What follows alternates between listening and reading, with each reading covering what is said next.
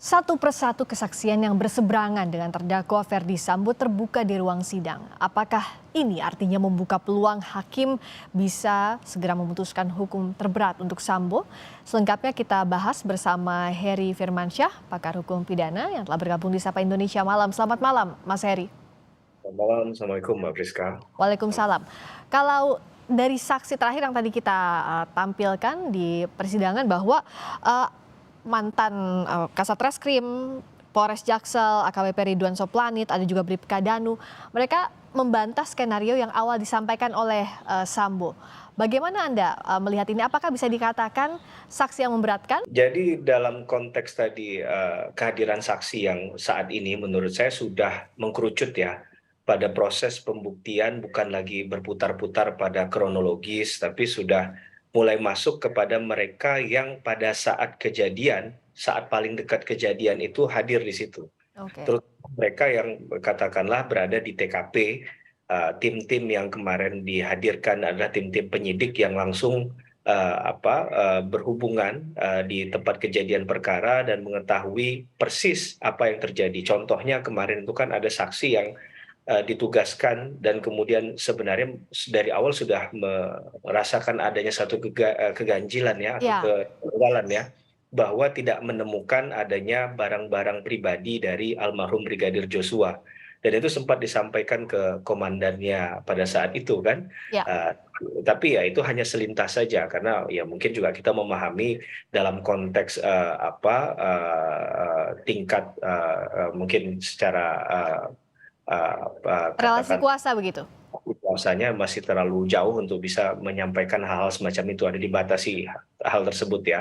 Kemudian juga ada penyampaian bahwa ini tidak terjadi dugaan tembak menembak itu tidak ada. Ya. Itu kan penegasan juga ya bahwa di awal simpang siur dan ini dipastikan di sidang yang sudah lewat kemarin itu dinyatakan bahwa jelas ada tembakan yang mengarah kepada korban bukan dua arah bentuknya tapi satu arah. Hmm. Dan ini juga dikatakan tidak hanya satu orang pelakunya kan, Ya. dugaannya disampaikan oleh saksi yang datang pada tempat kejadian perkara. Menurut saya hal-hal itu sudah mendukung terjadinya satu tindak pidana, tinggal bagaimana hakim Hmm. mengkonstruksi Oke. peristiwa. Nah, kalau sudah mengarah ke tindak pidana, nah bicara soal tindak pidananya, apakah sudah mengarah ke 340 soal pembunuhan berencana, tidak lagi bicara soal kronologi dari Magelang, Saguling, dan juga menuju ke Duren 3, tapi sudah masuk ke pokok perkaranya, Mas Heri?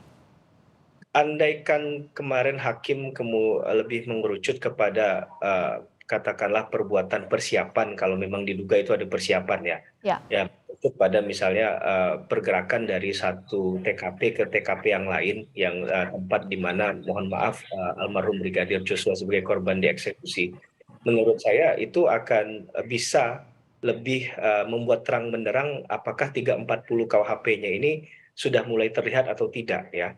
Kemudian ada juga peristiwa di mana ada dugaan Pak FS pada saat itu mengenakan sarung tangan Mhm. yang kemudian disangkal oleh Pak FS sendiri kan. Ya. Ah, Keterangan saksi yang lain kan mengatakan demikian. Ya. Kemudian ada pistol yang jatuh begitu ya. Itu kan kuat dugaannya pistol yang digunakan juga untuk kemudian mengeksekusi yang bersangkutan atau malah membuat yang bersangkutan itu tidak berdaya karena tidak bisa melakukan perlawanan karena jangan-jangan senjata itu adalah senjata milik korban kan begitu. Ya. Jadi menurut saya kalau andaikan arah dari pembuktian itu lebih kepada konteks katakanlah persiapan karena berencana ini kan Mbak Friska ada jeda waktu yang Hmm. cukup ya Untuk dalam berpikir begitu ya?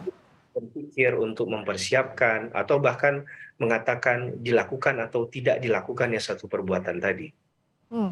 Nah, kalau dari yang sudah tampilkan di kesaksian, menurut Mas Heri apa yang masih perlu pembuktian lebih dalam lagi untuk membuktikan unsur berencananya untuk membedakan dengan 338 begitu? Ya, menurut saya banyak hal ya, termasuk barang pribadi yang bersangkutan yang sampai sekarang tidak ditemukan begitu ya. Kemudian kalau kita kaitkan dengan obstruction of justice yang sedang berjalan juga persidangannya, ini kan patut diduga sudah ada master plan begitu ya. Ya, Kita tidak bisa mengatakan pasti, tapi sudah ada diduga ini kuat adanya master plan-nya ke arah sana dengan pembersihan, dengan kemudian melibatkan banyak orang di beberapa level tertentu begitu kan. Bahkan yang seharusnya tim yang tidak bergerak untuk memproses satu alat bukti itu pun bahkan diupayakan, diberdayakan untuk melakukan hal tersebut. ya. Bahkan terakhir Mbak Friska, ada sejumlah uang transfer yang dilakukan pasca dari kejadian. Ini juga sebenarnya menurut saya mungkin kan bisa itu nanti dirangkai menjadi satu perbuatan yang tidak terpisahkan dari Ya. perbuatan awalnya, karena seharusnya kan kalau memang ini prosesnya adalah, mohon maaf, hanya 338 saja, pembunuhan Mhm. biasa, maka tentunya tidak tidak desainnya tidak begitu Tidak sempurna, sebegitu kompleksnya begitu ya? kompleks Ya, tadi. baik. Pasti akan berdiri sendiri, pasti Ya, juga akan mudah untuk kemudian dilihat secara terang benderang, ya ini memang persoalan individu biasa dan memang ya. terjadinya seketika kan Baik. gitu ya. Jadi ini harus dirangkai oleh hakim kesesuaian antara kesaksian satu saksi dengan saksi lainnya termasuk juga alat bukti lain untuk melengkapi konstruksi perkara pembunuhan berencana terhadap Yosua. Terima kasih Hari Firmansyah, pakar hukum pidana telah bergabung di Sapa Indonesia Malam.